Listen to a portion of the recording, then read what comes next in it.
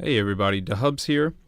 And let me preface this video by saying I apologize if the audio is too loud. Because of my setup, I can't really test the audio. That sounds weird, but hopefully I can get that fixed later at some point. Anyway, in this video we're going to be talking about Breath of the Wild, my initial thoughts, my initial concerns, and whether it has lived up to my hype. Because if you're like me, I followed this game for, God, how long was it? 3-4 years? I don't know. Whenever they started advertising it on the Wii U, and we kept thinking it was going to come out and come out and come out, and it never did, and it never did, and it never did. And finally it came out towards the tail end of the Wii U and the start of the Switch. And I convinced myself that I was going to get it on the Switch, and I was going to get the Switch for Christmas or some stuff like that. This was a few years ago now, I guess. And that just never actually happened. And when it came out, my brother said, well, you can always play it on your Wii U. And I was like, oh, yes, that's what I'm going to do. I'm going to play it on the Wii U. And then for some reason, I just never got around to doing that. I had my initial probably 10 games I had for the Wii U, and once the Wii U kind of kicked the bucket, I stopped buying games for it. I started playing my Xbox One a bit more after the Wii U ended and the Switch came out. And yeah, I probably played the 360 and the Xbox One for about a year straight or so, and the DS, of course, because the Pokemon games kept coming out. And I just never got around to picking up Breath of the Wild. And I finally did. I finally, dived in and picked it up and said, let's do it. We got to play it. And so I figured this game was going to more or less be an open world Ocarina of Time. I figured that's what they were going for. And I have to say, no, that's not what it's been. I would say it's probably close to Ocarina of Time, but it's I see a lot of Wind Waker in it, honestly. Picking up the enemy's items, and the graphic style is a bit more Wind Waker. Obviously there's horses this time around that weren't in Wind Waker. I told myself I was going to write down all my thoughts. Well, I was going to do this video last night and call it a day with Breath of the Wild, but I ended up playing it, a bunch last night, so it's actually 2 nights of Breath of the Wild. But I gotta say that I do love the game. When it started off on the Great Plateau, and I'm not really going to do spoilers, I'm only 2 days into the game. I will spoil a bit of the beginning, but I'm nowhere near at a point where I can spoil the whole game, so don't worry about that. But when you start off on the Great Plateau, I was really worried that was all this game was going to be, is just shrine hunting. And because I play Donkey Kong 64, it's one of my favorite N64 games, but people complain about, yeah, it's a big open world, but the map is empty, there's no NPCs and all this good stuff. And I was really worried that's how Breath of the Wild was going to be based off the first couple hours of the game, where it's just you and the old man. And I'm very happy to say once you get off the Great Plateau, you start getting all the things that I want in a Zelda game, and that's memorable NPCs and side quest. Finally, it's not just the main quest. I think Wind Waker had some really big side quests, but as far as Ocarina of Time goes, as far as Twilight Princess goes, the side quests were more, I guess, purposeful. They didn't have as many side quests as, say, an RPG game, but they had purposeful side quests, like doing the big Goron sword, or like in Majora's Mask, collecting all the fairies to get, a bonus that way. So I have respected the side quest aspect, but as Fallout New Vegas and Fallout 4 are games that I absolutely adore, I really wanted memorable NPCs and more. Well, I mean, Zelda's always had great lore and stuff like that. I just wanted to see them be a part of it the characters be a part of the story and not in the background. And I don't know how it's going to end up, but right now it's good. I haven't found any of the champions yet, or the divine beast. I've mostly just been exploring, looking for the towers. Because it has like an Assassin's Creed kind of feel to it, where you climb these tall towers and then it's like a viewpoint or a vantage point or whatnot. And that gives you access to the rest of the map. And I've been looking for those. So that's kind of where I'm at. I've got 2. I've got Dueling Peaks. Well, actually I'm up to 4 now. The Great Plateau, the Dueling Peaks. I'm not going to be able to remember their names. I did Kakarika Village and talked to Impa, and now I'm going to look for a scientist. I found her, actually, so I'm... Believe it or not, I don't have a torch to light the blue flames. That's what I got stuck on. So I just started exploring the rest of the world and looking for shrines and whatnot. When I said, I'll pick up a torch and go.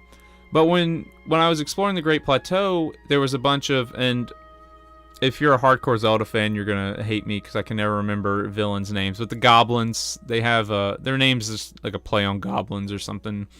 They're set up all over the place. That part reminds me of Wind Waker. Those guys being everywhere. How they'd set up on the sea and you just bump into them. So you kill them and you unlock a chest that they were protecting or whatnot. And I really got excited thinking this was going to be heart pieces, and it's not. It's just weapons.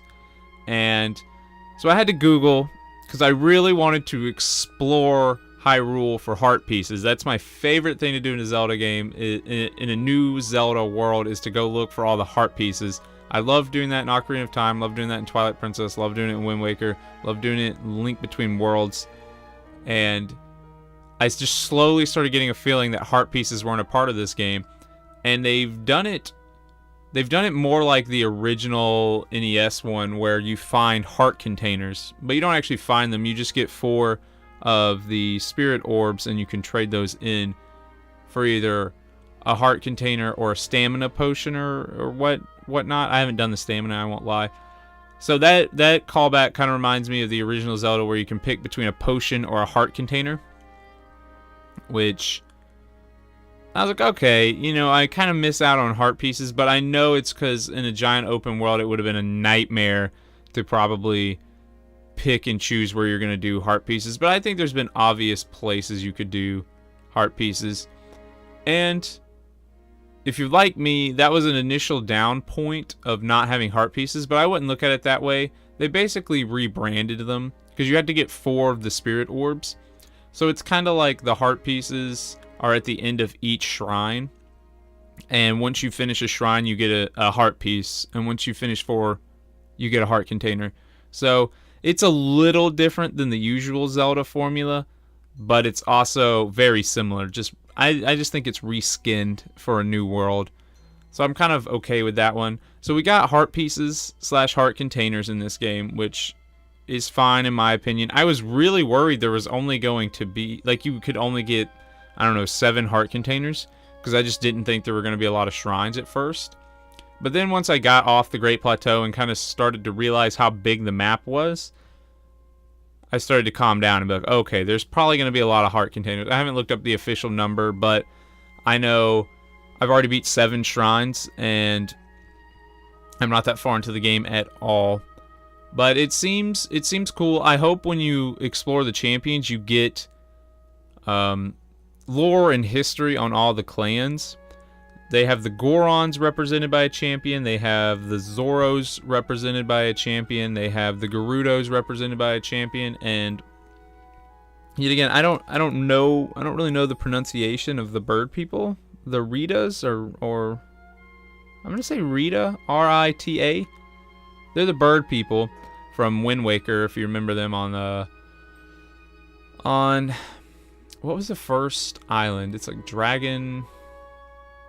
It's been too long since I played Wind Waker. I can't remember what that island's called, but it's the bird people, right? They're pretty cool. So I hope we get to dive deeper into their lore and their history, and see how they interact in this world. Because I'm assuming this world, the Zelda timeline's always tricky. I just always say, it's a different Zelda, it's a different Link for the most part. You could argue that Ocarina of Time and Majora's Mask are at least set close together, but we won't really dive into the Zelda timeline on this video, but I want to see how these clans interact with this Hyrule, and this Link, and this Zelda, and this Ganon. So that'll be something I'm keeping an eye on moving forward.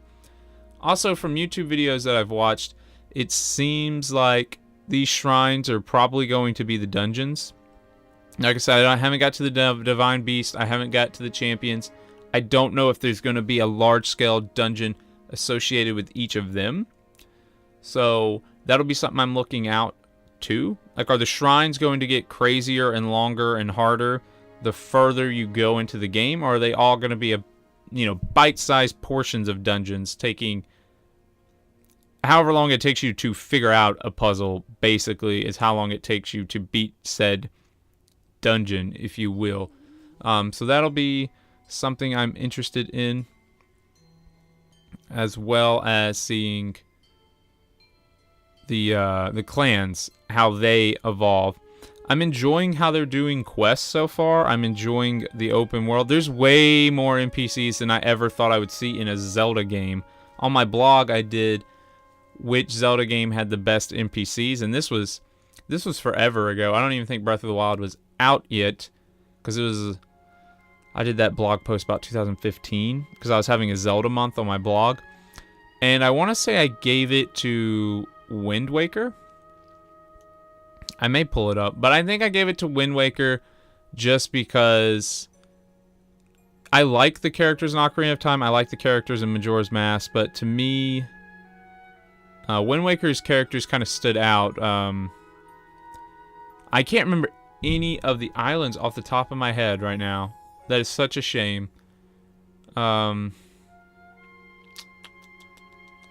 Maybe I can just Google it real quick. I gave myself a 15-minute deadline. I'm already at 12 minutes. But this is just my initial thoughts. So if we don't finish everything, it'll be okay. You'll probably hear me typing real quick. Let's see.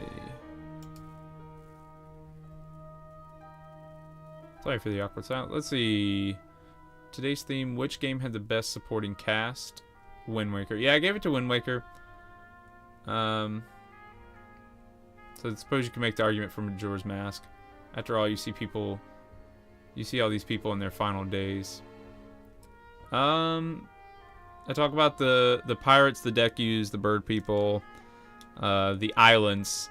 It's always so much fun to go to the islands and see who's living there, and I think they've really captured that here.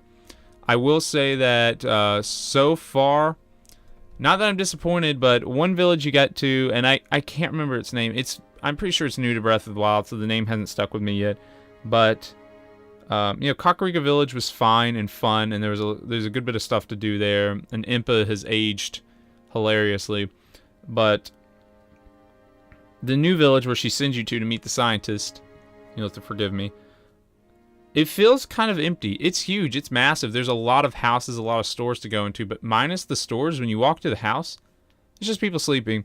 And it's not like in Fallout where you can go into a house and just start taking supplies that you need, right? And they put an emphasis on cooking and potions and all this good stuff. I'd like if you could walk into a house and they just have ingredients and stuff lying around for you to actually pick up, or a weapon that you can pick up, and make it not feel so empty, you know what I mean? You walk to the house, it's just someone sleeping. They're either just sleeping or they say, hey, I'm sleeping, get out of my house. So, there's that. I'll just wrap it up real quick. I got a minute and a half left. My other complaint is that I'm glad this stuff is in Zelda, but it feels about 2 years too late, and that's weapons breaking and cooking. I'm really happy that cooking is in the game because it revolutionizes the item system and healing and all this good stuff. I haven't delved too much into it. I just figured out that you can hold items to throw them into the pot. I was sitting there like, how do I cook? Forever. It took me 2 days into the game to figure out how to cook. And lastly, weapons breaking is just so archaic. That's like Fallout 3 level of stuff. But I guess they have to do it because you can pick up every single item in the game. But if they do a sequel to this game, I want that to be addressed. I don't know if you can like sharpen your weapon or refill its health, but If I figure something out, I'll address that in the follow-up video to this. I don't know when that's going to come out, but I'm going to go ahead and start wrapping this up. I got about 30 seconds left. If you guys enjoyed this, do be sure to like, comment, subscribe. This was just me rambling about my early thoughts of the game. If I missed something, follow me on Twitter so we can talk about the game. And comment if there anything about Breath of the Wild. Subscribe if you want to see more Breath of the Wild videos, and get notifications because I do a Let's Play of A Hat in Time and other games, as well as I'm going to be talking about Breath of the Wild. So I hope you guys have a great day, and I'll see you guys in whatever next exciting video you decide to watch. Have a great day, guys.